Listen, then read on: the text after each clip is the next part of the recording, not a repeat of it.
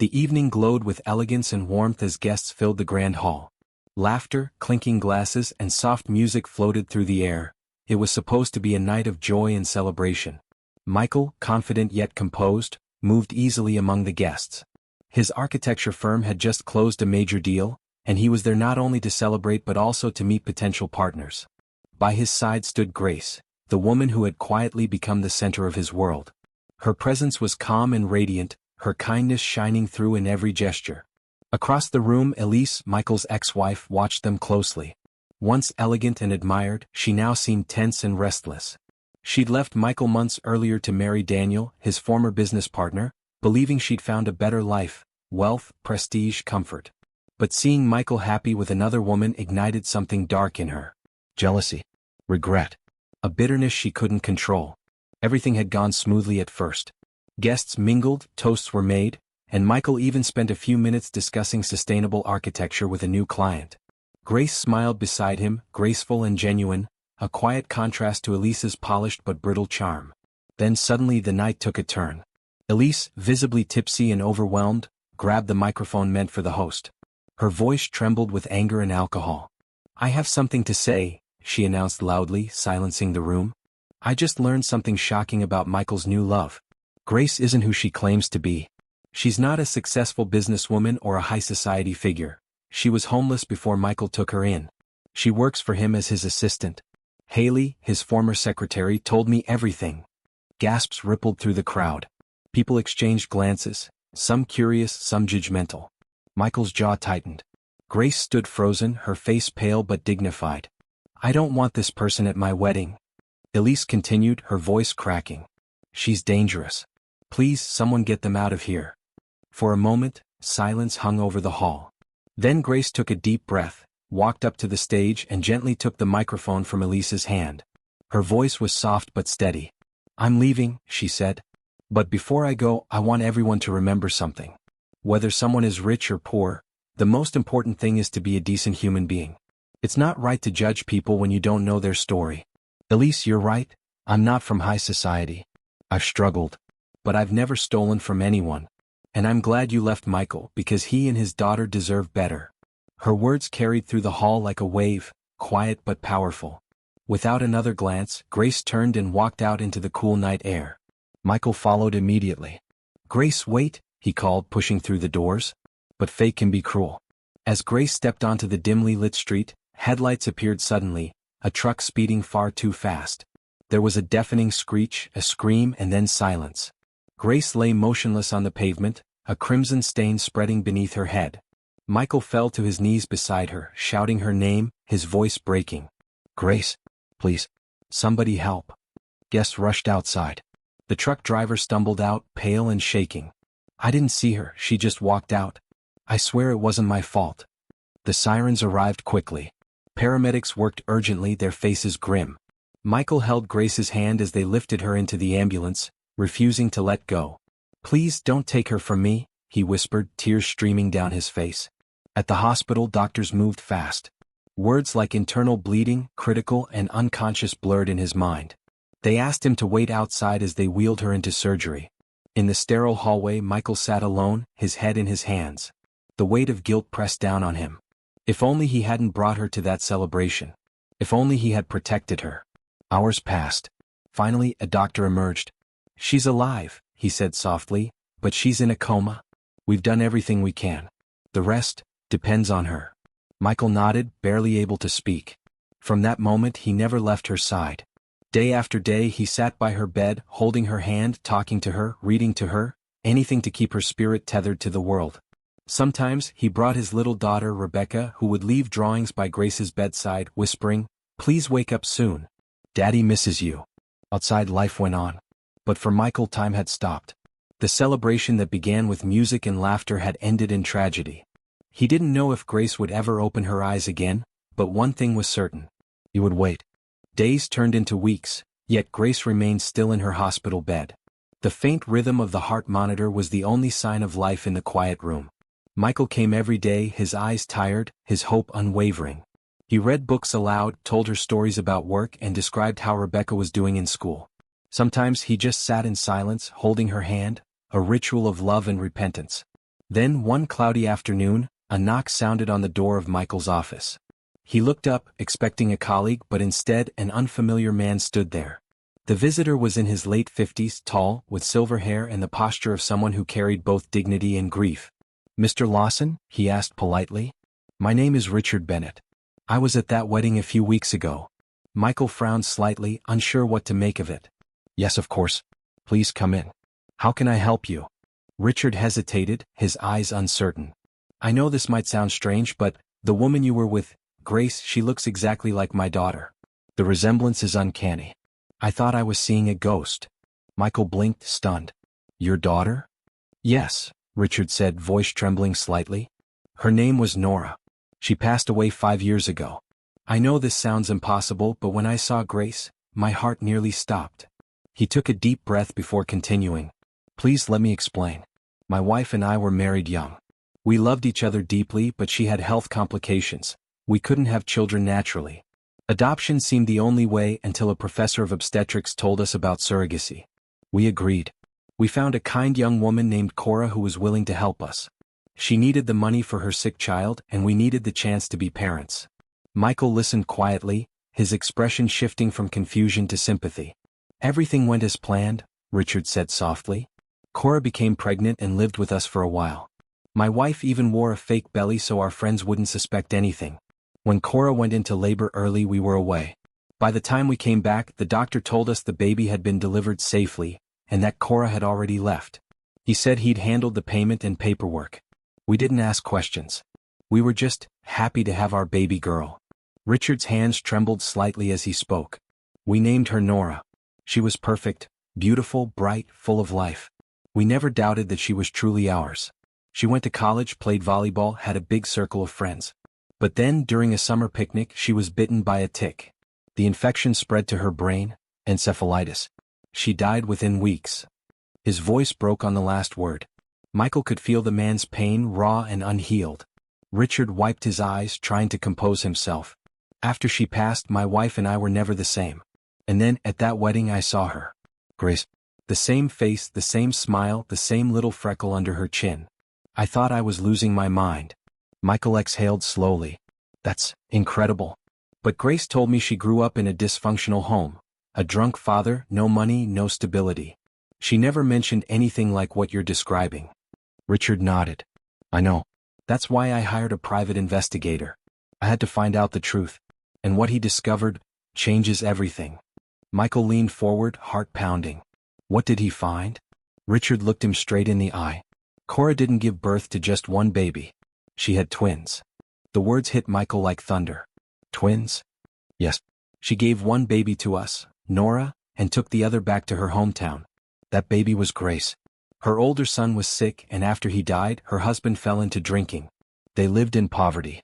If I had known I had another daughter suffering like that, I would have done anything to bring her home." Michael sat in stunned silence. Grace, the woman he loved, had been living a life completely opposite from the one she should have had. The cruel irony of fate, 2 sisters born together, raised in 2 different worlds, one in comfort and one in hardship. Richard's voice grew steadier.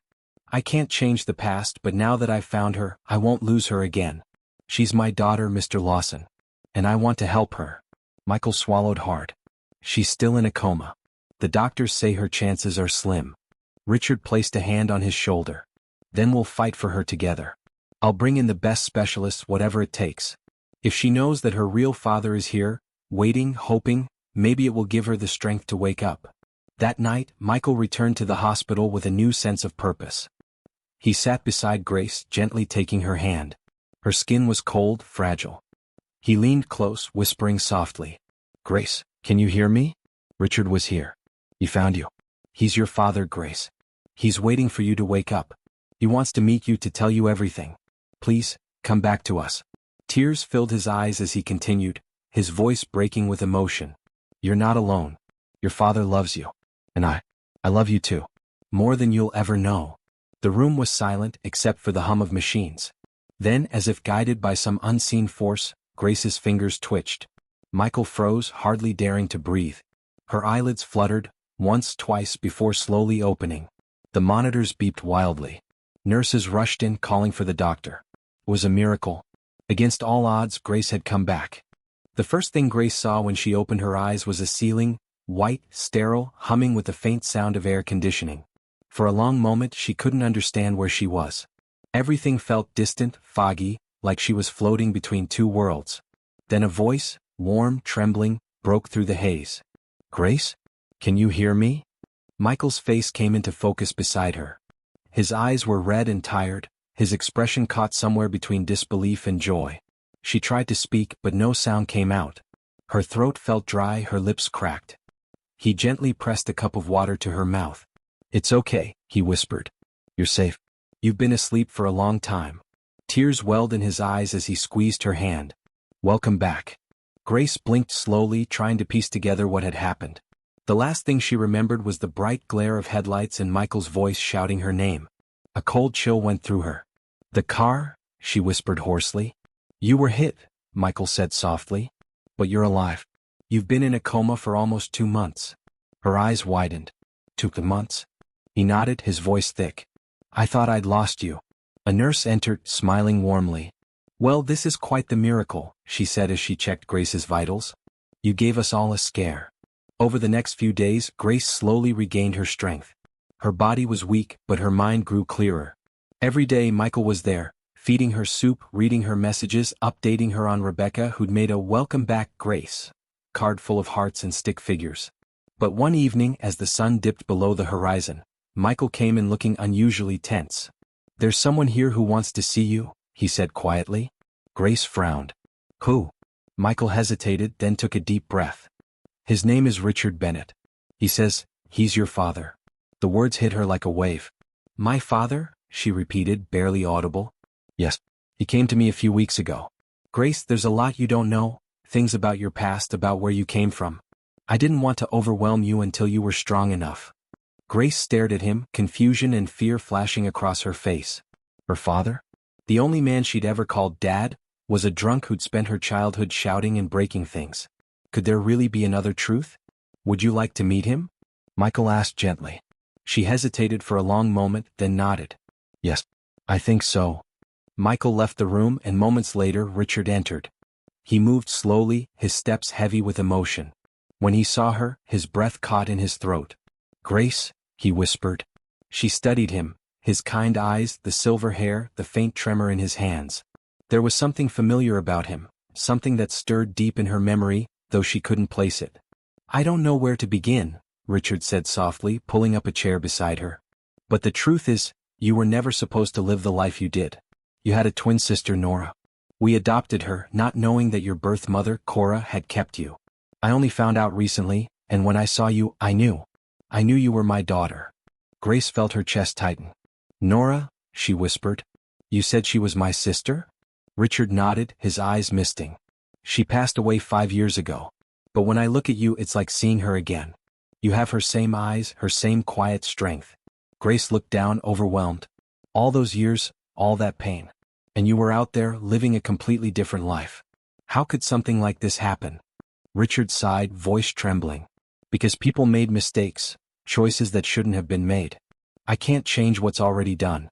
But I can promise you this, I will spend the rest of my life making it right. If you'll let me." For a long while, Grace didn't speak. Her eyes glistened with unshed tears. "I don't know how to feel," she finally said. "It's like my whole life has been built on lies." Richard reached out, placing his hand gently over hers. "Then let's start again. No lies, no secrets. Just the truth." The moment was quiet, fragile, yet healing in its simplicity. Over the next weeks, Richard visited often. He brought her photos of Nora, smiling, laughing, playing volleyball, standing in front of a university building. Grace would stare at them for hours, studying every detail, searching for traces of herself in the face of the sister she never knew. Sometimes she would cry. Other times she would smile. And slowly, piece by piece, her heart began to mend. Michael watched it all with quiet admiration. He had seen Grace at her lowest, broken and bleeding on the street. Now he was watching her rise, softer but stronger than ever. One afternoon, as she sat by the window, sunlight spilling across her face, he said, "You've been through so much, Grace. You don't owe anyone anything. But you still choose to forgive. That's incredible." She turned to him, her eyes gentle but firm. Forgiveness doesn't erase the pain, she said softly. It just keeps it from controlling you. Michael smiled faintly. You sound like Rebecca when she's trying to teach me about patience. Grace laughed, the first real laugh in months. It was the sound of healing. As the leaves outside turned gold and orange, Grace was discharged from the hospital. Richard insisted she stay at his estate for her recovery. Michael helped her pack her few belongings. Before they left, she looked at him, her voice quiet but full of meaning. You saved my life, Michael. Not just that night, every day since. He shook his head. No, Grace. You saved mine. As they stepped outside, the wind carried the scent of autumn. For the first time in a long while, Grace didn't feel lost. She felt found. The Bennett estate sat on a quiet hill overlooking the ocean, a grand white house surrounded by gardens and old oak trees. From her window, Grace could see the coastline stretching endlessly, the horizon shimmering with morning light. It was peaceful, almost too peaceful. For the first few days, she felt like an intruder in someone else's life. The marble floors, the polished silver, the staff who smiled politely but never quite met her eyes, it all felt foreign. She wasn't used to luxury, she was used to survival. Richard tried to make her feel at home. He'd take her on walks through the garden, showing her the flowers Nora had planted years ago. She loved these, he'd say softly. Said they looked like little suns. Grace smiled, imagining the sister she never knew, laughing, alive, free. But at night, the house grew too quiet and she would lie awake, haunted by a strange feeling she couldn't name. Something about this place, about Nora's death, didn't sit right. One evening, while browsing through a photo album in the study, Grace noticed something peculiar. In one of the photos, Nora was standing beside a man in a white coat, a doctor. On the back of the photo, someone had written Dr. Miles Haverland, family friend. Grace frowned. The name tugged at her memory, faintly familiar. She couldn't place it, but it made her uneasy. The next day during breakfast she asked Richard about him. Dad, she said softly, still testing the word. Who was Dr. Haverland? Richard paused mid-sip, his expression tightening for a moment before softening again. He was the obstetrician who helped us when we couldn't have children, he said carefully. He's the one who arranged everything with Cora. A brilliant man. Retired now. Grace stirred her tea quietly. Did Nora know him? Of course, Richard said. He was like family to us for many years. Why do you ask? Grace hesitated. Just curiosity. But her mind kept turning. That night, after Richard had gone to bed, she found herself drawn back to the study. The photo still lay on the table. She held it up, staring at the doctor's face. Something in his eyes unsettled her. She decided to look him up. With trembling fingers she searched his name online. The results were few. A few academic papers, a few hospital records, and one old news article. Her heart stopped as she read. OB/GYN under investigation for unethical surrogacy practices, allegations of falsified birth certificates and hidden payments. The article was dated around the time of her and Nora's birth. Grace's pulse quickened. The report mentioned that Haverland had allegedly transferred infants without legal documentation to couples who paid him under the table. No charges had been filed due to insufficient evidence. Her breath came shallow. Had she been one of those babies? The next morning she confronted Richard. You knew, she said, holding out the printed article. You knew Dr. Haverland was under investigation. He looked at the paper, his face falling. Grace, please? It's not what you think. Then what is it? She demanded. Did you ever wonder why Cora disappeared after giving birth? Why she never contacted you again? Maybe because she didn't know one of her babies had been taken. Richard's shoulders slumped. He looked older, smaller. I trusted him, he whispered. Your mother and I couldn't have children. When he told us everything was legal, that the mother had consented, we believed him. We wanted to believe him. Grace's anger softened into heartbreak. You didn't mean for it to happen, she said quietly. But it did. Richard nodded, eyes glassy.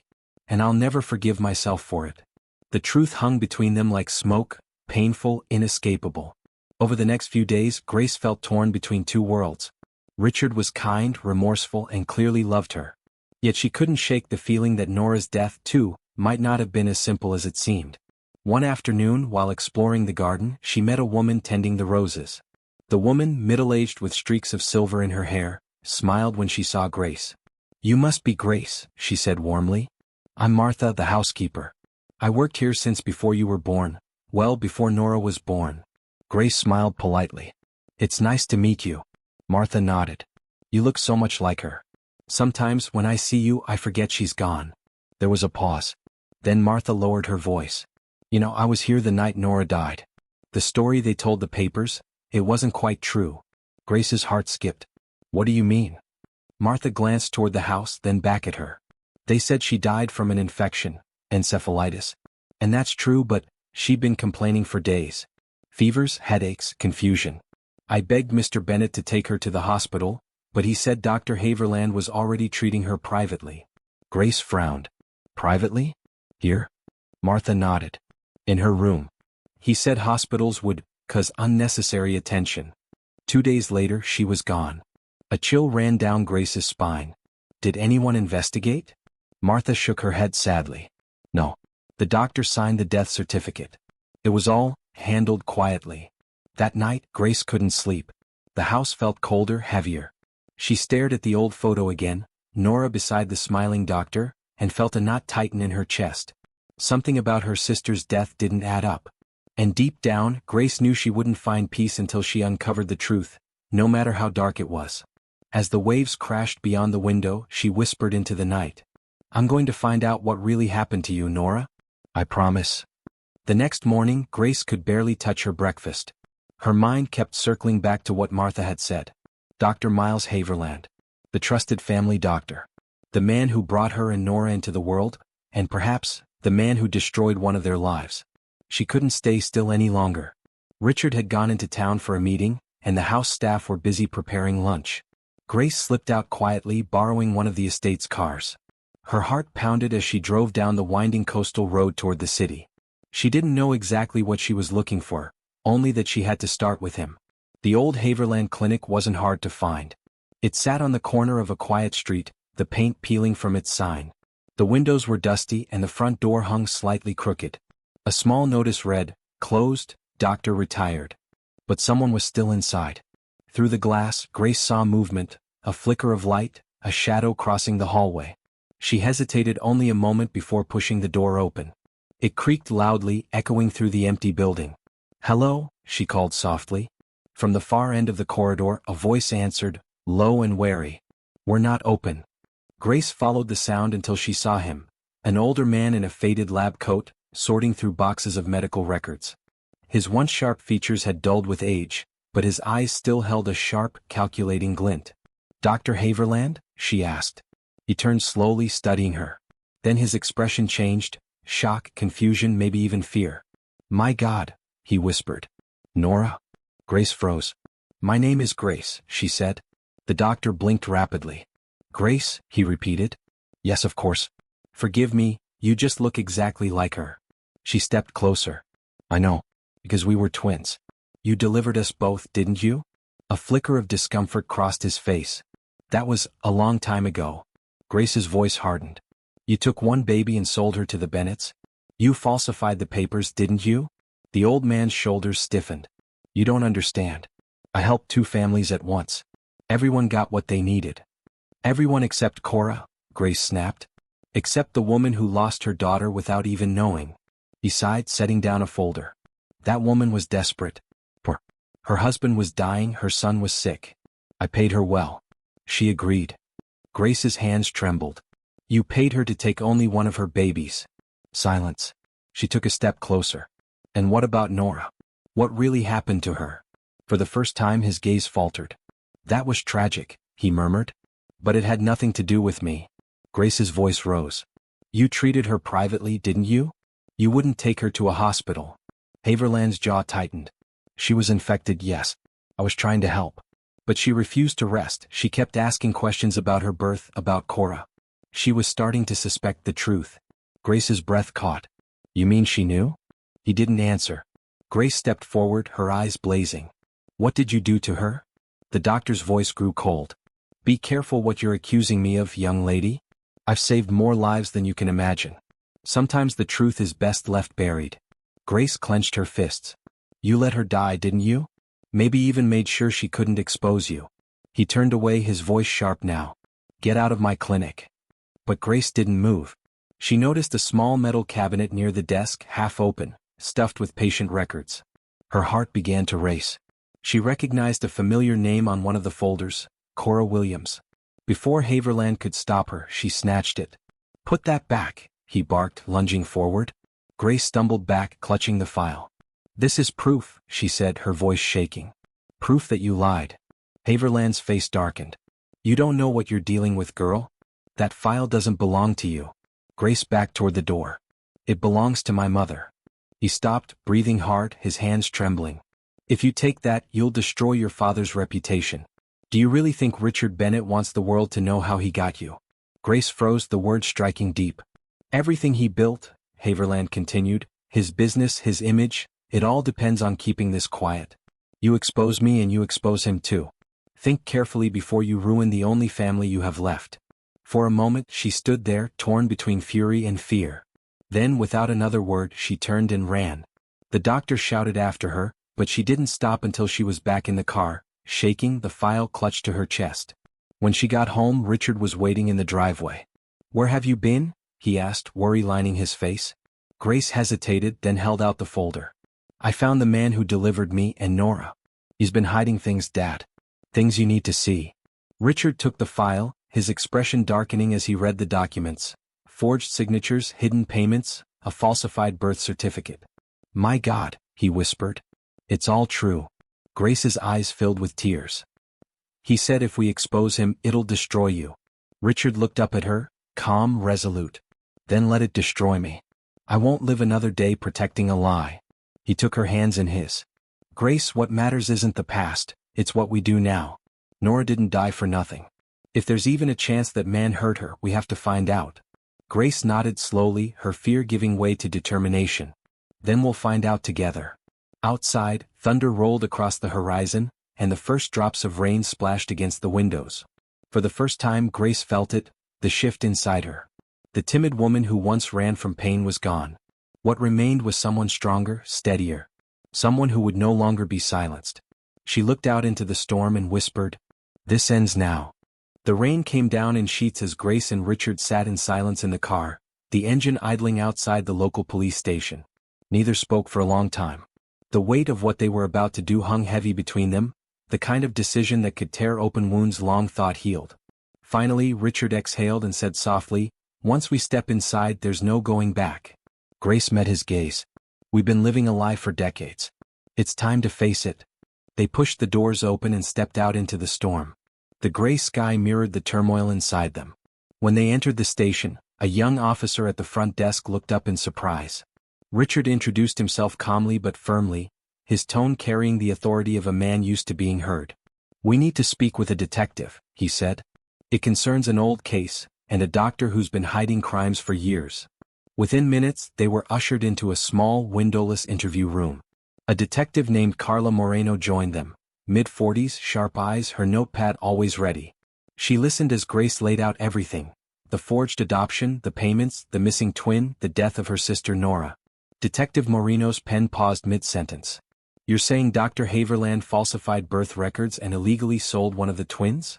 "Yes," Grace said, voice steady despite her shaking hands. "And I think he's responsible for covering up Nora's death too." The detective exchanged a glance with Richard. "That's a serious accusation. Do you have proof?" Grace slid the folder across the table. "It's all in there, documents, receipts, signatures. You'll see the lies for yourself." Moreno opened it, her expression darkening with each page. "If this checks out, this isn't just one illegal adoption. It's a whole chain of crimes, fraud, malpractice, possibly manslaughter." Grace swallowed hard. "I don't care about the money or the business. I just want the truth about my sister." Moreno nodded. "We'll look into it. I'll assign a team immediately." That night, Grace barely slept. Every time she closed her eyes, she saw Nora's face, or what she imagined it had been, fading in and out of her dreams. When dawn broke, the storm had passed, but a different kind of tension filled the house. At breakfast, Richard looked more worn than ever. His coffee sat untouched. "You did the right thing," Grace said gently. He sighed. "Doing the right thing doesn't mean it won't cost us everything. If this goes public, the press will swarm. My company's reputation will collapse. And yet," he met her eyes, "I still wouldn't undo it." Grace reached for his hand. Truth has a way of healing what lies destroy. Just then his phone buzzed. A call from Detective Moreno. "Mr. Bennett, she said, her voice grave. We executed a warrant early this morning. We found more records in Dr. Haverland's office. A lot more. He's been doing this for years. Grace's breath caught. You mean there are other families? Yes. At least 6 illegal surrogacy cases, some dating back 20 years. Some of the children are still missing. Richard's face drained of color. Good God. Moreno continued, we also recovered correspondence between Haverland and a private adoption agency overseas. It seems he was selling newborns to clients abroad. Grace felt sick. He turned life into business. We're taking him into custody, the detective said. But there's something else you need to know. His lawyer called us. Haverland wants to speak with you, Grace. He says it's urgent. Later that day, Grace stood outside the city jail. The heavy rain had returned, falling in rhythmic waves against the pavement. Inside, the air was cold, smelling faintly of metal and disinfectant. When she entered the interview room, Haverland was already there, wrists cuffed, his expression unreadable. I see you've made yourself quite the hero, he sneered. I'm not here for that, Grace replied. You said you wanted to talk. He leaned forward, voice lowering. You think you've uncovered the truth, but you don't even know half of it. The Bennetts weren't the only ones who paid me. There were others, rich families, powerful men. You go public with this and you'll be crushed before you even start. Grace stared at him, unflinching. I'm not afraid of powerful men anymore. Haverland chuckled darkly. You sound like Nora. She said the same thing right before she fell ill. Grace's heart skipped. What are you implying? He smiled thinly. Ask your father about the fund. The Bennett Future Trust. That money didn't come from construction projects. It came from me. She blinked, stunned. That's impossible. Oh, it's very possible, he said, his tone dripping with mock sympathy. He paid me to make sure you and your sister's birth records vanished. He wanted a clean start. He wanted the world to believe he and his wife had done everything right. But deep down he knew. He always knew. Grace shook her head. No. My father isn't that man. Haverland's eyes gleamed. Then ask him yourself. The guard called time. Grace stood frozen, the walls of her world shaking. As she walked out into the rain, her mind spun with disbelief. Could it be true? Had her father been part of the deception from the start? When she returned home, Richard was waiting in his study. He looked up, his face pale as if he already knew what she'd heard. Grace hesitated at the doorway. Dad, what is the Bennett Future Trust? Richard's eyes filled with guilt and sorrow. He didn't answer right away, just lowered his head, pressing a hand against his temples. Finally, he whispered, It's time you knew everything. For a long moment, silence filled the study. Only the faint ticking of the antique clock on the mantel broke the stillness. Grace stood frozen by the doorway, her heart pounding. Richard, the man she had trusted all her life, the man who had taught her right from wrong, looked utterly broken. He didn't meet her eyes. His fingers trembled as he removed his glasses and set them on the desk. I hoped this day would never come, he said quietly. Grace took a step forward. Dad, what is the Bennett Future Trust? Haverland said. I know what he said, Richard interrupted sharply, then sighed, deflating. And he wasn't lying. The words hit her like a blow. You mean, you did pay him? Richard rose slowly from his chair and walked to the window, staring out at the rain. 30 years ago, when your mother and I learned we couldn't have children, we were desperate. I was already working with Haverland's Medical Foundation on a charity project. He knew things about me, financial secrets, tax issues from my early business days. He used them to trap me. Grace frowned. Trap you how? He offered us a chance, a miracle, he called it. He said he could arrange an adoption so discreet that no one would ever question it. The paperwork would look completely legal. All we had to do was pay him. Grace's voice wavered. So you bought a child. Richard turned, pain etched into his face. It wasn't meant to be that way. We thought we were helping a young mother in need. We didn't know until later that you had a twin, that Nora existed. Grace's breath caught. And when you found out? His shoulders slumped. Your mother wanted to go to the police. But Haverland threatened us. He said if we exposed him, he'd destroy us, reveal the illegal adoption, ruin my company, my reputation. I was already building the Bennett Group back then. I couldn't afford a scandal. Grace felt her stomach twist. So you stayed quiet. You let Nora grow up in poverty while we lived in luxury. Tears welled in Richard's eyes. I told myself I'd fix it one day, that I'd find her, bring her home. But every time I got close, Haverland would call. He knew everything, where I went, who I talked to. I was his puppet. Grace's voice rose, trembling with anger. You could have stopped him. I tried, he said, slamming his hand against the desk.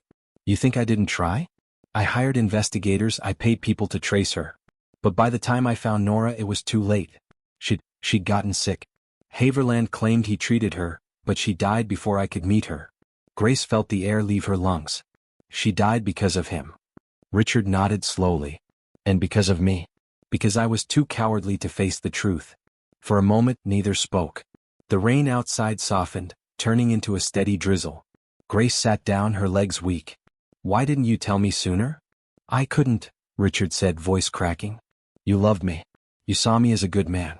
I couldn't bear to lose that. But now, maybe you deserve the truth even if it destroys me. Grace stared at him, this man she'd always seen as her rock, now reduced to guilt and regret. It's not just about you, Dad. It's about what he did, what you both let happen. Nora deserved better. I know, he whispered. And I'll spend the rest of my life making it right. I promise. The next morning, Grace visited the cemetery. The police had helped her locate Nora's grave, a simple stone marked only with a name and date. Nora Adams, 1992 to 2016. She knelt down, touching the damp grass. I found out the truth, she whispered. I know who you were. I know who I am. And I'm so sorry. The wind rustled the trees, scattering leaves across the grave. For the first time she allowed herself to cry, deep, aching sobs that seemed to pull years of pain out of her body. When she finally stood, the storm inside her felt quieter.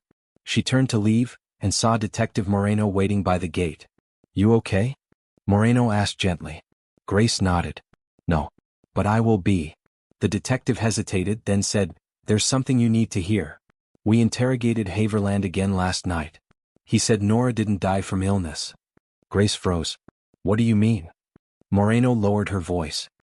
He implied that her death was arranged. Someone paid him to silence her. Grace's pulse quickened. Someone paid him? Yes. We're tracing the payment now. It came from an offshore account linked to one of your father's business partners, Daniel Cross. Grace's eyes widened. Daniel? Moreno nodded grimly. It looks like he knew about Haverland's operations all along. And he might have had Nora eliminated to protect the scheme. The ground seemed to shift beneath Grace's feet. Daniel, her father's longtime associate, Elisa's husband, the man who'd smiled at her with fake sympathy after the accident. Everything clicked into place.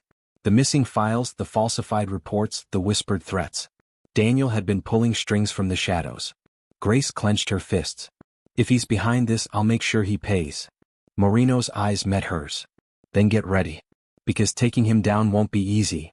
Grace looked back at Nora's grave, her resolve hardening. I'm not afraid anymore. The detective gave a small nod. Then let's finish what your sister started. The morning sun filtered weakly through the blinds of Grace's apartment, cutting pale stripes across the hardwood floor. She hadn't slept. The detective's words kept echoing in her mind. Daniel Cross paid to silence your sister. Grace sat at the kitchen table, staring blankly at a cup of cold coffee. Around her lay files, photos, and handwritten notes, a collage of evidence she and Detective Moreno had started assembling. Each piece pointed to the same truth. Daniel wasn't just involved, he was the architect of it all. Her phone buzzed. Moreno's message read. We've traced the offshore account to Cross Industries. Paper trail is solid. We can't move without more evidence tying him personally, something undeniable. Grace typed back. I'll get it. Whatever it takes. Across the city, inside a sleek glass tower that bore his name, Daniel Cross was already in damage control mode. His assistant hovered nervously outside his office as he barked into the phone. I don't care how you do it, Daniel snapped. Erase every connection between that account and the foundation.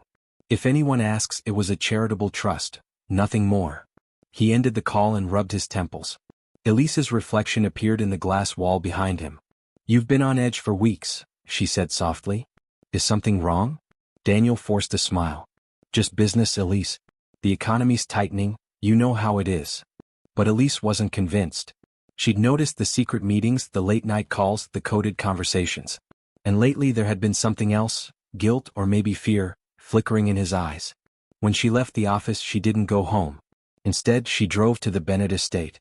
Grace was surprised to see her standing at the gate, clutching her coat against the wind. Elise? Grace said cautiously. I need to talk, Elise replied, her voice trembling. It's about Daniel. They sat in the garden where the autumn leaves had begun to fall, the silence between them brittle. I know you have every reason to hate me, Elise began, eyes downcast. After what I did to you, I wouldn't blame you if you slammed the door in my face. But something's wrong. Daniel's been hiding things, documents, payments, even medical records. And yesterday I found a letter in his drawer. It mentioned Nora Adams. Grace froze. You saw her name? Elise nodded. Yes. It said, payment completed. Subject handled. I didn't understand what it meant, until now. Grace exhaled shakily. He killed her. Elise's face went pale. My God. Detective Moreno and I have been building a case, Grace said. But we need something stronger, proof that Daniel ordered the payment himself. Elise swallowed hard. I can get it. His office safe, I know the code. He keeps duplicates of everything there. Grace hesitated.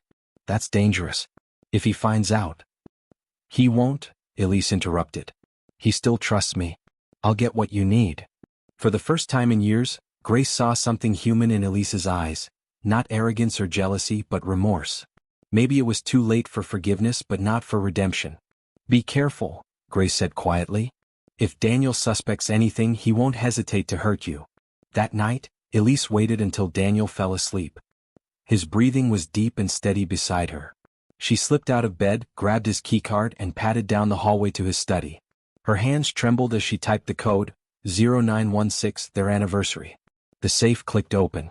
Inside were stacks of envelopes, USB drives, and folders labeled Foundation Reports and Project NA. Project NA, Nora Adams. She inserted a flash drive into her phone and began copying files.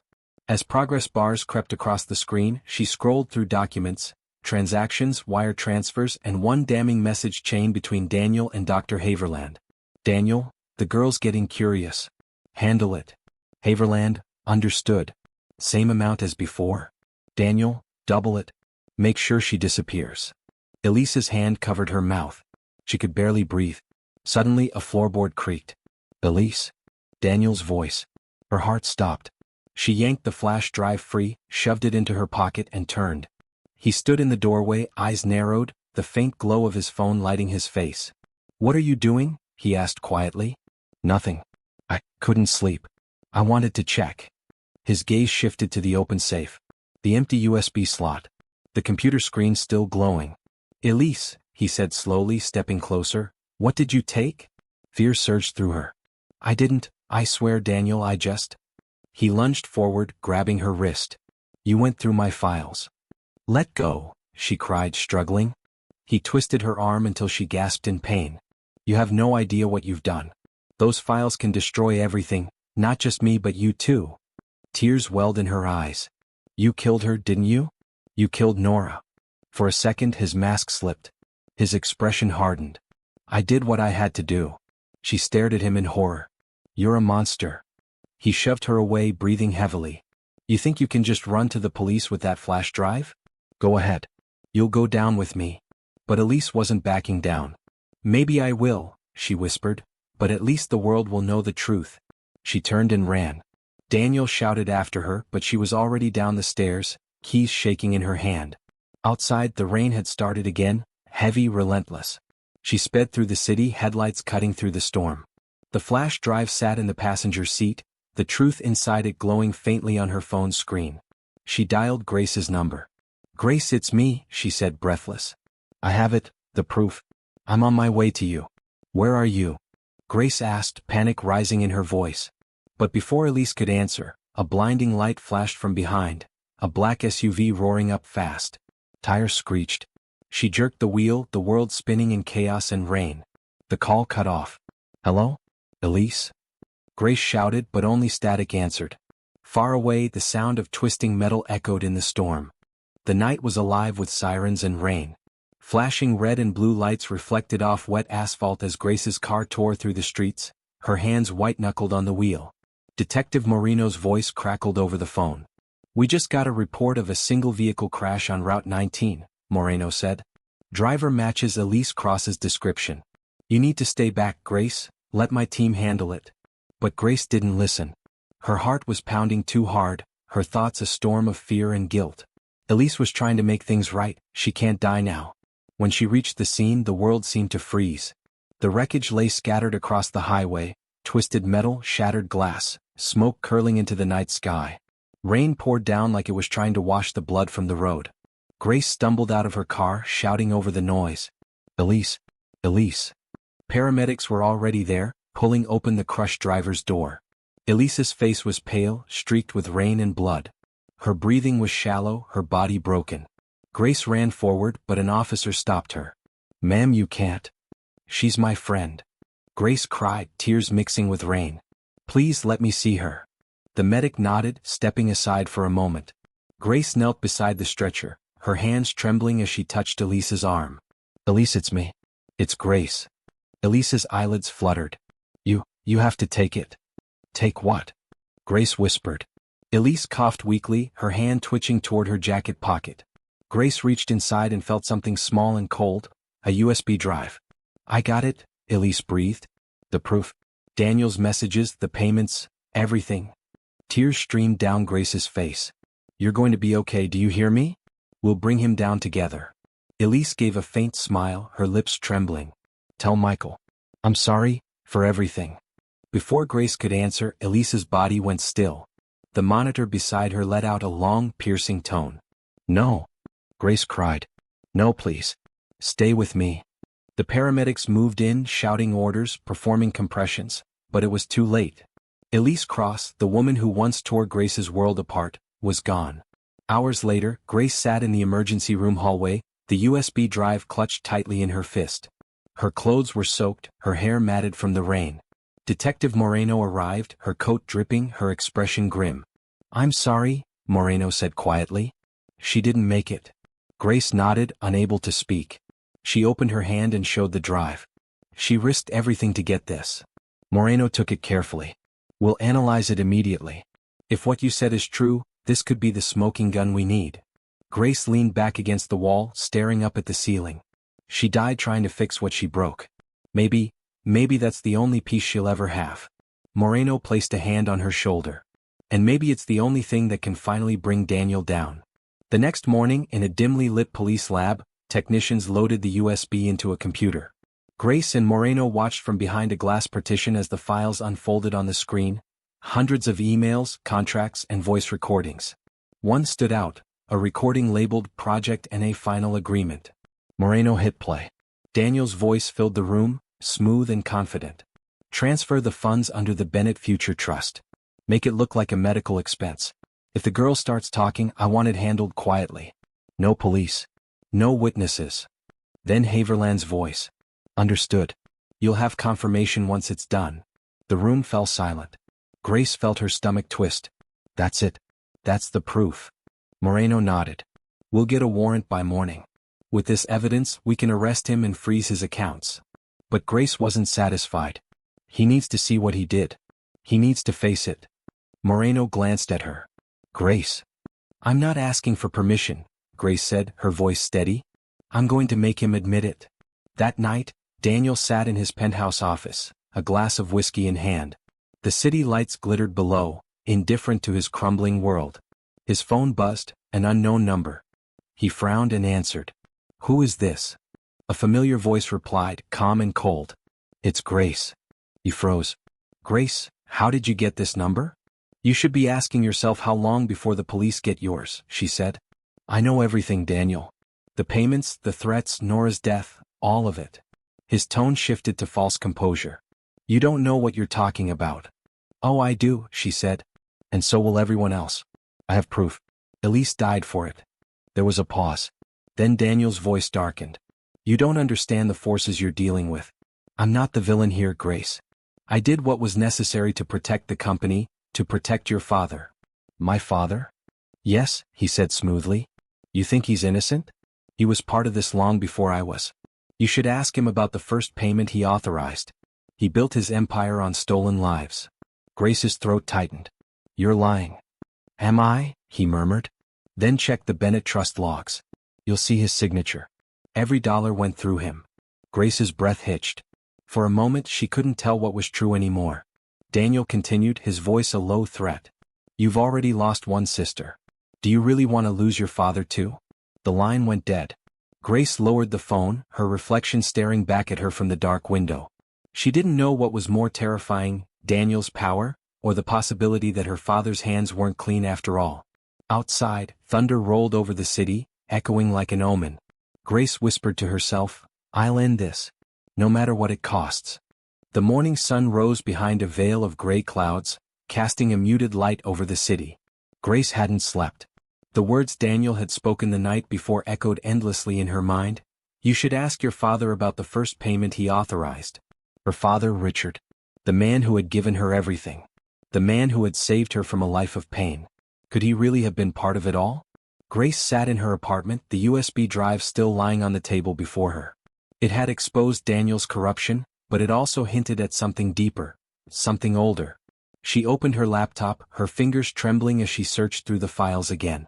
Then she saw it, a document titled Bennett Future Trust, 2002 Initiation. Her heart sank. The document bore her father's signature. The doorbell rang suddenly, jolting her back to reality. When she opened it, Detective Moreno stood there, her face tense. "Grace, we need to talk," Moreno said quietly. Grace stepped aside, motioning her in. "You found something, didn't you?" Moreno hesitated. "We ran the audit trail on Daniel's accounts. He was right about one thing. The Bennett Future Trust was opened under your father's authorization." Grace's stomach twisted. "No, that can't be true. He would never." "I'm not saying he was aware of what the money was used for," Moreno interrupted gently. "But the trail leads directly to his company. Daniel may have manipulated the accounts using your father's credentials. We can't rule that out." Grace covered her face with her hands. "He's already lost one daughter, Detective. I can't let him lose his name too." Moreno sighed. "Then you'd better prepare yourself. Daniel's lawyers are already working to discredit the evidence. He's powerful, he'll drag anyone down with him if it means saving himself." Grace nodded slowly. "Then I'll face him. Again." That afternoon, Grace drove to her father's mansion. The gardens looked just as they had the first day she arrived. Immaculate, symmetrical, almost too perfect. But today they felt cold. Richard Bennett greeted her in his study, his face lighting up briefly before he noticed her expression. "Grace? What's wrong?" She hesitated, then set the printed document on his desk. "Dad, I need to ask you something. What is the Bennett Future Trust?" Richard's eyes widened as he recognized the paper. "Where did you get this?" "From Daniel's files," she said quietly. "He said you authorized it, that the money used to pay off the doctor, the woman who gave birth to Nora and me, came through this account. Is that true?" For a moment, silence filled the room. The ticking clock on the wall seemed deafening. Finally, Richard sat down, his shoulders heavy. "Grace, I didn't know you'd ever find out about that." "So it's true?" she whispered. He nodded slowly. "Years ago, before you were born, I made mistakes. I trusted people I shouldn't have. Daniel was my business partner then. He convinced me to fund a private medical project, said it was a humanitarian cause helping struggling mothers. I signed the documents without asking enough questions. Later, I learned the money was used for something else entirely, something involving surrogacy and forged papers. I tried to shut it down, but Daniel already had everything under control. He told me if I spoke up, our family would be ruined." Grace's heart ached as she listened. "So you stayed silent." "I thought I was protecting your mother," Richard said, his voice trembling. "And you?" "I didn't know Cora had twins. I didn't know another child was left behind." Grace turned away, tears streaming down her face. "All this time, Laura suffered while we lived in luxury. You could have stopped it." Richard rose and took her hand. "If I could change it, I would. But Daniel, he's the one who orchestrated everything. He's the one who destroyed lives, not me." Grace pulled her hand away. "Then help me expose him." Her father hesitated. "If I do that, everything we built, our name, the company, our future, it'll all fall apart." "Maybe that's what needs to happen," Grace said firmly. "Maybe it's time the truth finally came out." That night, Grace met Moreno again at the precinct. Together they reviewed the files one last time, building a case strong enough to withstand Daniel's legal army. But Daniel wasn't going to wait quietly. By morning, the headlines were everywhere.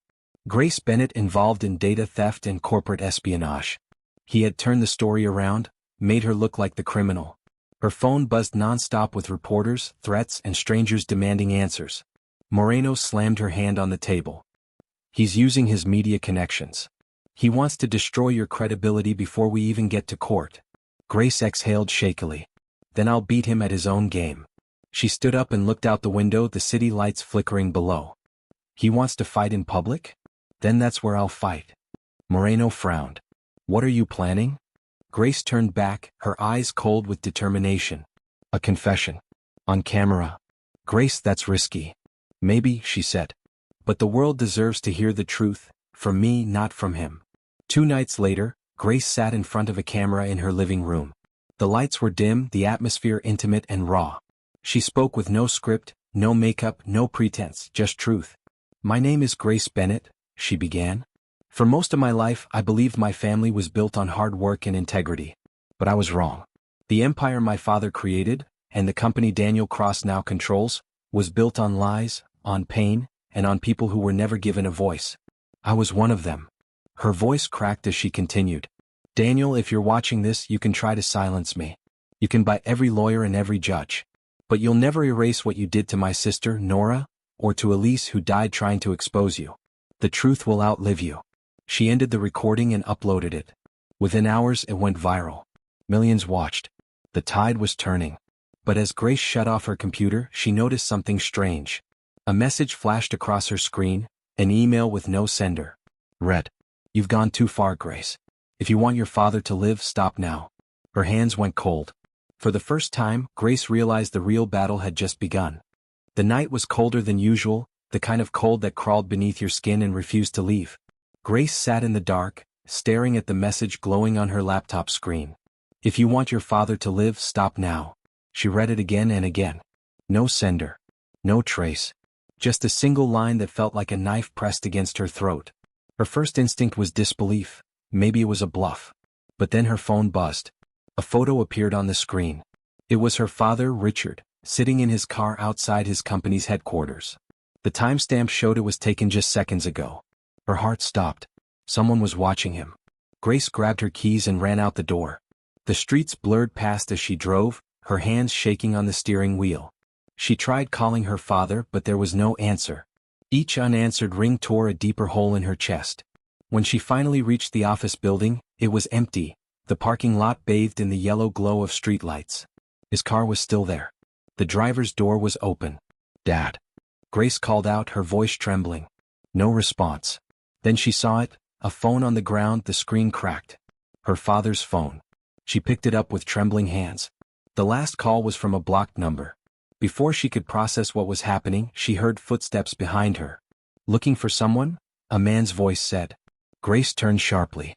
A tall man in a black coat stepped out from the shadows. His face was unfamiliar, but the way he looked at her, calm, predatory, made her stomach twist. Where is he? Grace demanded. The man smirked. You should have listened. Daniel doesn't like being embarrassed. Grace's blood ran cold. If you hurt him. He took a step closer. That depends on you. Delete the video, retract your statement, and this all goes away. Grace glared at him. I can't do that. The man tilted his head. Then maybe you'll want to reconsider when you see what's at stake. He pulled out his phone and showed her a short clip. Richard, blindfolded, sitting in the back of a van. His voice muffled, terrified. Grace gasped. Oh my God, please don't hurt him. Then do as you're told, the man said flatly. You have 24 hours. He turned and disappeared into the darkness, leaving her alone in the empty lot. Grace sank to her knees, tears blurring her vision. For the first time since this nightmare began, she didn't know what to do. Exposing Daniel had already taken so much. Elise, Nora's peace, her own reputation. Was she about to lose her father too? The next morning, Grace sat at her kitchen table, staring at her phone. The police were out of the question. She didn't know who Daniel had on his payroll. He controlled the media, the board, even parts of law enforcement. Her only option was Detective Moreno. She dialed. Grace. Moreno answered, her voice rough with sleep. He's got my father, Grace whispered. They took him last night. I don't know where he is. What? Grace, slow down. Who took him? Daniel's people. They want me to take down the video. There was a pause. Don't. That video is the only thing keeping you alive right now. If you remove it, you lose the public. And without public pressure, Daniel has no reason to keep you or your father alive. Grace clenched her jaw. So what do I do? I'll put in a trace on that message and see if we can find the location. But Grace, promise me you won't do anything reckless." Grace didn't answer, because she already knew what she had to do. That evening she parked her car outside Daniel's estate. The mansion loomed over the hills, its windows glowing like the eyes of a predator. She had been here before, back when she thought Daniel was her family's savior. Now she knew better. She walked up the driveway, every step heavy with dread. When the guard stopped her, she lifted her phone. "Tell Daniel Cross that Grace Bennett is here. I'm ready to talk." Moments later she was escorted inside. Daniel stood at the far end of his study, swirling a glass of whiskey. Well, he said, smiling faintly. "The prodigal daughter returns." Grace glared at him. "Where's my father?" Daniel gestured casually to the window. "Safe. For now. But you've made things very difficult for me, Grace. That little video of yours cost my company millions. Investors are panicking." "Good," she snapped. "They should know the kind of monster you are." He chuckled softly. "Monster? I gave you everything. A life your mother never could. You think you got here on merit? No, sweetheart. You're a product of convenience." Grace's voice trembled. "You ruin lives for profit. You destroyed my sister's family. And now you're threatening my father?" Daniel took a sip of his drink. "You always did have your mother's temper." He set the glass down and stepped closer. "Here's what's going to happen. You'll release a new video, say the original was a mistake, an emotional breakdown. You'll apologize publicly. And your father will walk free. And if I don't?" He smiled coldly. "Then the next video the world sees will be your father's final one." For a long moment neither of them spoke. The silence was suffocating. Then Grace reached into her coat and pulled out a small recorder. "Funny," she said quietly. "That's exactly what I needed you to say." Daniel froze. From outside, sirens began to wail. Red and blue lights flashed through the windows. Grace met his stunned gaze. "You should have learned by now, never threaten a Bennett." Moreno burst through the door seconds later, leading a team of officers. "Daniel Cross, you're under arrest for kidnapping, fraud, and obstruction of justice." Daniel tried to lunge for Grace, but the officers pinned him to the floor. As they dragged him away, he spat over his shoulder. "You think this is over, Grace? You have no idea what's coming." Grace stood still, her body shaking, from adrenaline, fear, relief all at once. Moreno approached her carefully. "We got the trace. Your father's being rescued right now. He's safe." Grace's knees buckled and she let out a sob she'd been holding for years. "It's over," Moreno said softly. But deep down, Grace knew Daniel was right about one thing. It wasn't over. Not yet. The city felt quieter after Daniel's arrest. For the first time in months, Grace could walk outside without looking over her shoulder. The media frenzy had shifted. The headlines no longer called her a fraud or a liar. Now they called her a survivor. But peace, as she was learning, didn't come easily. It had been 2 weeks since the night Daniel was taken away in handcuffs. Her father was safe, shaken but alive. He had spent days in the hospital recovering from the trauma and now rested at home. Detective Moreno checked in every few days, her tone softer now, as if she'd come to see Grace not just as a witness, but as a friend. Still, something about it all didn't sit right. Every time Grace closed her eyes, she saw Elise, her sister, the one who'd paid the ultimate price for Daniel's sins. Elise's face haunted her dreams, not in anger but in sorrow. There was something unfinished, something Grace couldn't yet see. That morning she found herself back at the storage unit where Elise used to keep her things. The lock was old, the metal cold beneath her fingertips. Inside, dust floated through the sunlight like slow-moving ghosts. Most of the boxes were labeled, work files, old photos, legal records. But one, pushed to the corner and marked private, caught her attention. She knelt down, pried it open, and found a small collection of personal items. A diary, a necklace, and a stack of letters wrapped in ribbon. She picked up the diary first. The pages were filled with Elise's neat handwriting, the ink slightly faded.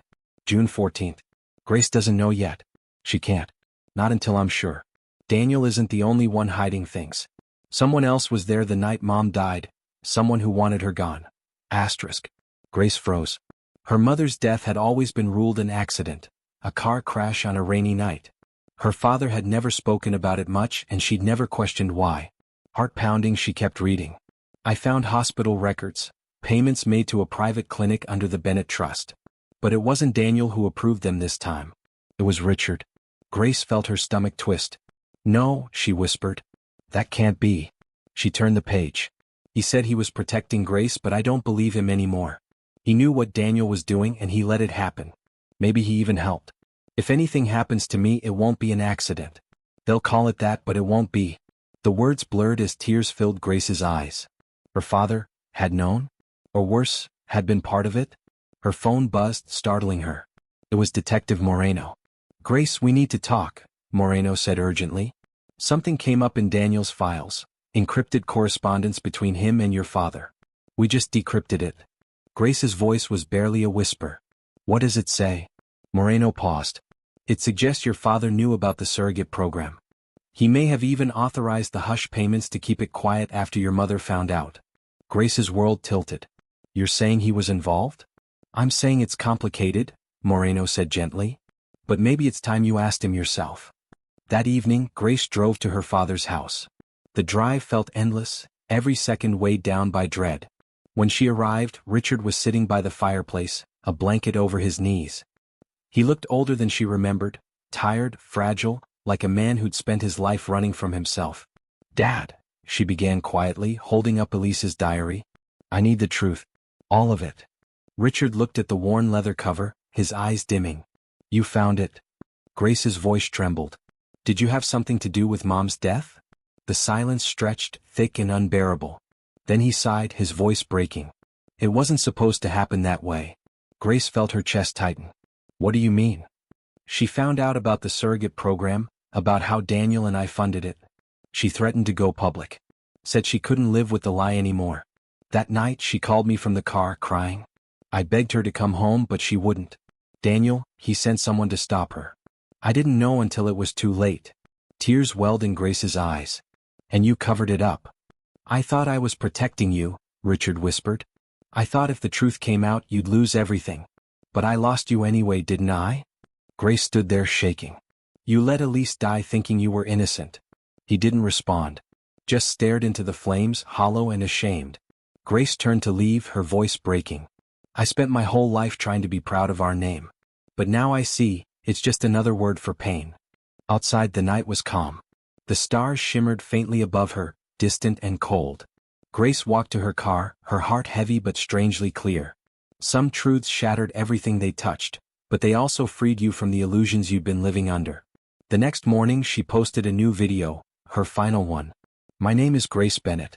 I exposed Daniel Cross because he hurt my family. But I've learned the truth doesn't end with one man's arrest. It's bigger and harder. My father helped create the world Daniel thrived in. He stayed silent when he should have spoken.